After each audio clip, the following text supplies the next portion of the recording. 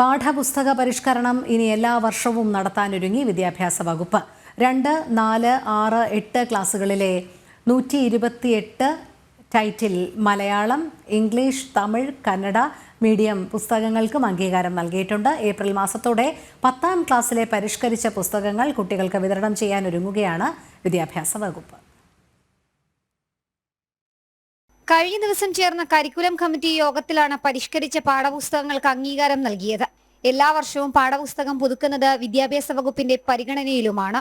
ഇതിനായുള്ള ചർച്ചകൾ വകുപ്പ് നടത്തുന്നുമുണ്ട്. പരിഷ്കരിച്ച പാഠപുസ്തകങ്ങൾക്ക് കരിക്കുലം കമ്മിറ്റി അംഗീകാരവും നൽകി.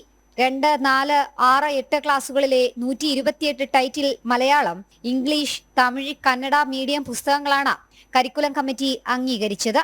10ാം ക്ലാസ്സിലെ 77 ടൈറ്റിൽ പുസ്തകങ്ങൾക്ക് കഴിഞ്ഞ മാസം ചേർന്ന കരിക്കുലം കമ്മിറ്റി യോഗം അംഗീകാരവും നൽകിയിരുന്നു.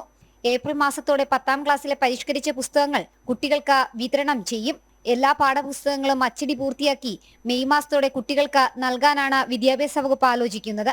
കൂടാതെ എല്ലാ വർഷവും പാഠപുസ്തകം പുതുക്കുന്ന കാര്യം വിദ്യാഭ്യാസ വകുപ്പ് പരിഗണിക്കുകയാണ്. ജനം, തിരുവനന്തപുരം.